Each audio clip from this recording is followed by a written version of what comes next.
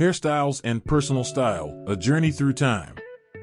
There are moments in life when a single photograph can take you back. You flip through an old album, and suddenly the world around you fades. You are no longer sitting in the present, you are back in a living room filled with the smell of hairspray, in a crowded dance hall alive with music, in a bedroom where a mirror was the stage for every transformation. In our last video, we remembered the wide flare of bell-bottom pants and the glittering nights of disco. But fashion was never just about the clothes we wore. It was about the way we chose to be seen. It was about our hair, the frame of the face, the crown of the head, the flag we carried into the world. Hairstyles were more than just hair. They were symbols. They were acts of rebellion, whispers of romance, shouts of freedom. And tonight, we'll take a journey back. Back to the Afros, the mullets, the long flowing locks, and every style that turned heads and told stories. A journey into the mirror of a generation, when your hair told the world exactly who you were. 1. The Afro, crown of pride.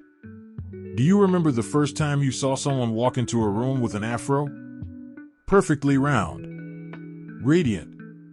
A halo that seemed to carry the weight of the sun itself. The afro was not just a hairstyle, it was a declaration.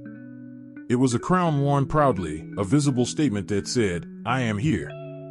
I belong. I am proud of where I come from. Close your eyes, picture a crowded dance floor in the early 1970s. The bass line of a funk song shakes the walls. The lights glimmer, gold, red, green.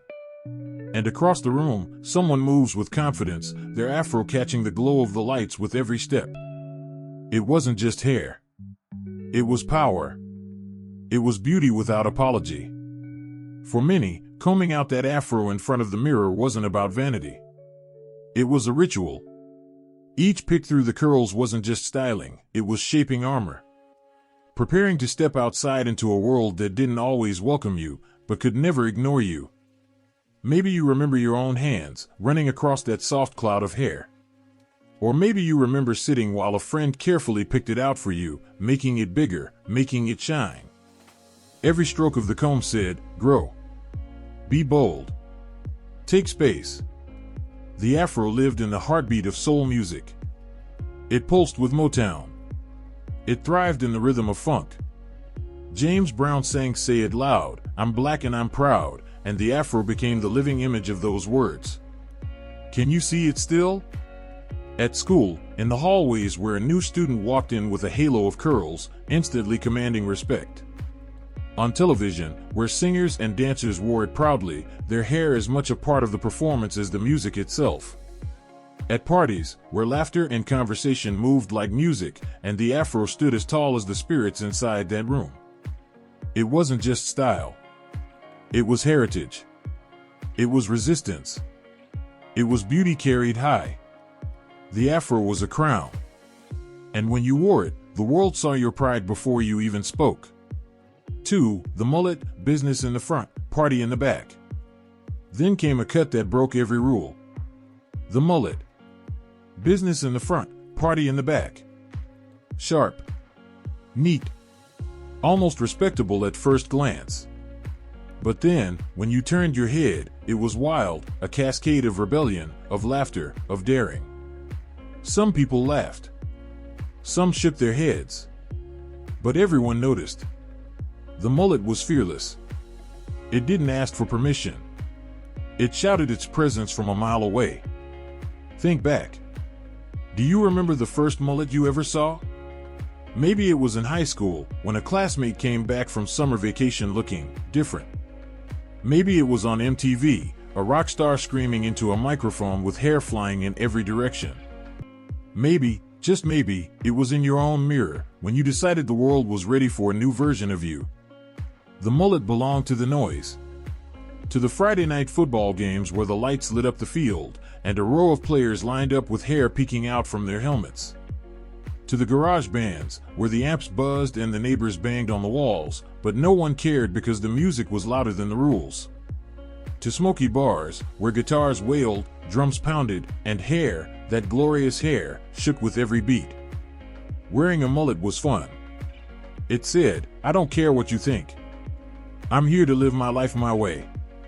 And wasn't that the point of youth? To carve out a space that belonged only to you? For parents, it was outrageous. For teachers, distracting. But for a generation, it was freedom. Look back now at the old photographs. The mullet might make you laugh. But that laughter carries a sweetness, because behind it lives a memory of wild nights, of fearless choices, of a time when rules were meant to be broken. The mullet was more than a cut. It was a grin. A wink. A promise that the night was just getting started. 3. Long hair, freedom in the wind. But perhaps no style carried the spirit of freedom more clearly than long hair. For young men, letting hair grow long was more than fashion. It was a revolution. Because in the 1950s and early 1960s, short hair was the rule. Clean cut. Buttoned up. Respectable. Hair above the collar meant you followed the rules, played your part, did what was expected. But when the counterculture rose, so did the hair. And with every extra inch, a message grew louder. We will not be boxed in. We will not be told how to live. Picture the late 1960s. A summer afternoon. A group of young men and women gather in a park, guitars in hand, voices raised in song. The hair is long, flowing, alive with the wind. It isn't just a look. It's poetry in motion. Do you remember? Driving with the windows rolled down, your hair whipping in the wind as the radio poured out your favorite song? Or standing at a concert, the bass rumbling through your chest, your hair moving with the rhythm of the crowd around you? Those moments weren't just about style. They were about liberation. About the intoxicating feeling that you belonged to something bigger than yourself. For women, too, long flowing hair became a symbol. It was natural beauty, unpolished, uncontained. It was a rejection of strict rules and stiff styles. Each strand carried a whisper, be free. Be yourself. Long hair lived in the heart of Woodstock. It swayed with folk songs, with peace marches, with love stories told under starlit skies. It carried rebellion and romance together, tangled in the same strands. Looking back now, we can almost feel it again, that weightless sense of freedom, that wildness in the air, that certainty that the world was changing, and we were changing with it. Of course, not every head was crowned with an afro, a mullet, or long, untamed locks. The times gave us many looks, each carrying its own story. The shag, layered, messy, rock and roll. The kind of cut that said, I didn't try too hard, but I still look like I belong on a stage. The feathered look, soft waves framing a smiling face, made iconic by Farrah Fawcett. Can you see it? The perfect flip at the ends, the way it caught the light as she turned her head. That style was a dream, playful, approachable, unforgettable. The beehive, the towering, dramatic, impossible to miss. A style that stretched upward, as if reaching for the stars, carrying glamour and boldness in equal measure.